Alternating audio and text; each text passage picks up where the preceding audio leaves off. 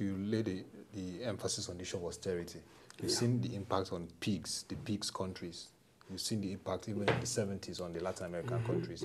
Now, looking at the issue of the interest rates being raised from 12 to 13%, what would be the impact on the overall economy? Note that you've talked about the devaluation and the cushion effect. The immediate impact of an increase in interest rate is to, increase the cost of, borrowing by businesses and enterprises. But Considering the fact that SMEs, we were talking about championing businesses and the country, for example, before, the prime lending rate for blue chip companies in this country used to be between 18 and 20%. And most other players within the economy don't get interest rates at less than 26, 27, 30% sometimes. So we have a very bad situation on our hands, as it were, in terms of the cost of funding and cost of borrowing. So that has been high already, but with this increase, we see a situation where the cost of borrowing goes up again, and that affects enterprises' capacity to generate new businesses, to finance their businesses, and in turn generate employment, which is badly needed. So in terms of what has happened, because one of the things that the current governor of Central Bank said he's not going to do is to increase the cost of funding. And he's been putting up a lot of all kinds of funds. We have SME funding, power funding, and all of that, essentially meant to cushion the effect of the high interest rates. So this decision now, as unpalatable as it is, had to be taken because they need to contain the inflationary effect of devaluation. But then the impact on the wider economy is that we are going to suffer from the effects of high cost of borrowing on businesses and enterprises. But ask yourself, how many of our people have access to funds within the banking sector itself? This is what the CCBN has been working on for the past and one of the years. things that he has been doing, even since he's coming on board, talking about the new central bank governor, is to see ways and means by which he can reduce the cost of borrowing. I see them coming up with more creative ways of doing that, especially to make sure that that informal sector of the Nigerian economy, which is about 90% of the economy, have access to funds to grow their businesses and therefore generate the needed employment within the economy. That's what I can see now. But devaluation as a measure has to come in now. We don't need to fret about it. Some people will take advantage of it. Arbitrage will happen. But I see that closing up within the next maybe 2-3 months now, because there will be differential. People that bought currency at a very low price, they may want to sell now, and all of them. All of that activity will happen.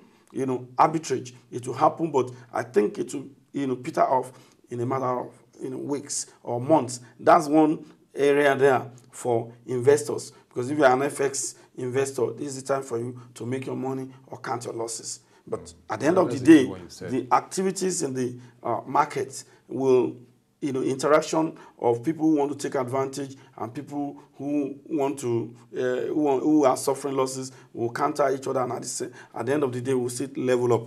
That is, there will be an equilibrium position. We already have a situation in our hands now where we are looking at 180 something naira in the parallel market, because officially we have 168, and usually there's a differential of between 10 and 20 naira. So, but as time goes on, people will bring in money to come and take advantage of this, and people who have stocked money abroad, politicians who want to run their campaigns, finance elections, who have currencies abroad, will bring this is the time to bring it in, and that may even create a positive effect on the economy, because if they spend it and they give it to, they spend it in the economy, then that could even generate a kind of demand in the economy if they bring in this money and take advantage of this currency. But the other thing that is there is that one of the ways by which you can benefit from devaluation is increase your competitiveness in international trade. But Nigeria cannot still take, but Nigeria cannot still take advantage of that. No, because Bismarck said, because the way our country's economy is structured now, the only major export commodity that we have, we don't even have control over its pricing. We don't have control over its supply. So we have a situation in which case the other sectors of the economy, the manufacturing sector, is not competitive enough to take advantage of this. Because this is the time. NIRP had been instituted this year to see that we begin. These are things that will happen later. We are talking about in the immediate. Okay, what happens? There are various structures that are being played. Even diversification of the economy, which Okonjo-Iweala mentioned in his interview with Richard Quest, that they are already looking at diversifying the economy because of the wider base that our economy is supposed to have by the fact of our GDP. We have services, we have entertainment, we have manufacturing, we have transportation, we have telecommunications. All these areas of our economy are growing, but they are not growing at a rate that can match that of the contribution being made by the oil sector. Unfortunately, oil sector does not employ most people. It's something that is a big cause for concern. So the fact that we don't have inclusive growth in Nigeria, whereby job creation will accompany the growth in our economy, can be easily explained by this lopsidedness in the composition and distribution of our GDP components.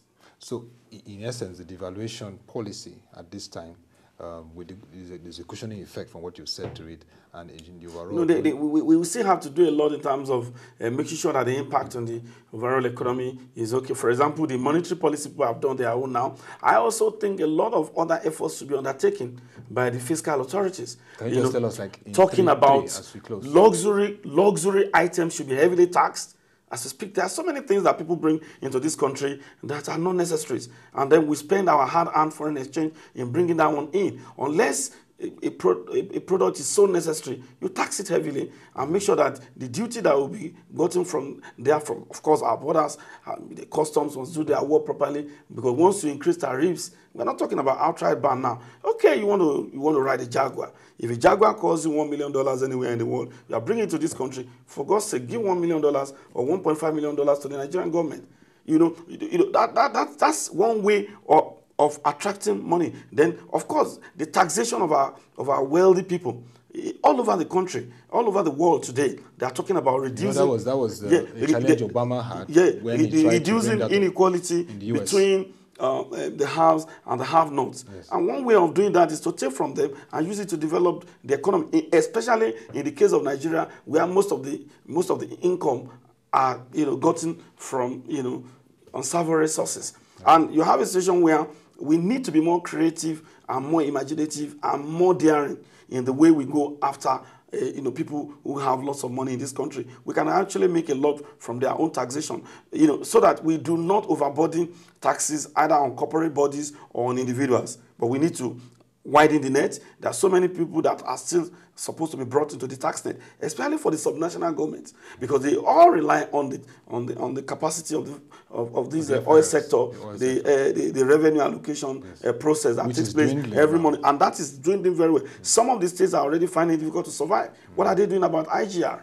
The economies in our states and subnational levels should be more properly managed. People should not just come into government because they feel there's money in Abuja.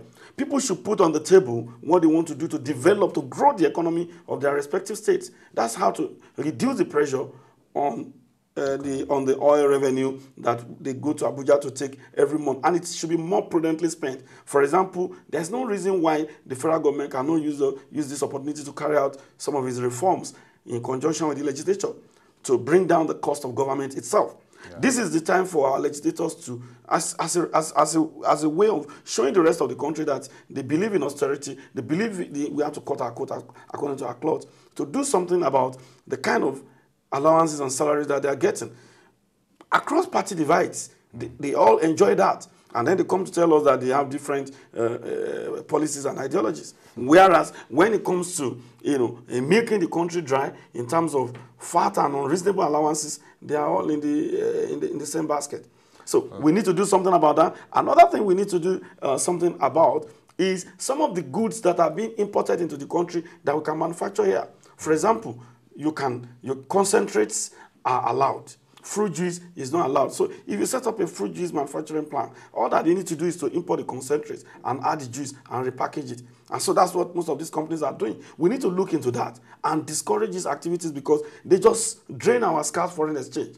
And for the first time, Nigerians and Nigerian leaders must come to the realization that the days of oil boom is over, and we must begin to have a more realistic look into the way this economy is run and the kind of tastes and lifestyles that we adopt which is done in consonance with the level of our economy. Thank you. Thank you, Akitekola Ogunleye. You've given some very powerful points.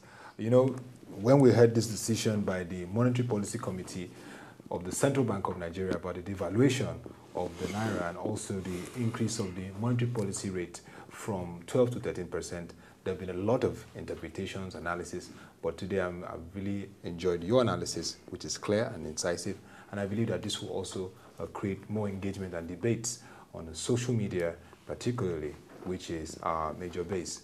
And so thank you very much, Akitekola Ogunleye, on this special edition on looking at the economy and the outcome of the CBN 241st MPC meeting. Thank you for your incisive analysis. Yeah, thank you very much. It's always a pleasure to be on this side. Yes, and we hope that the CBN will do well to, like you said, the cushion effect, and of course the Federal Ministry of Finance, the fiscal policy.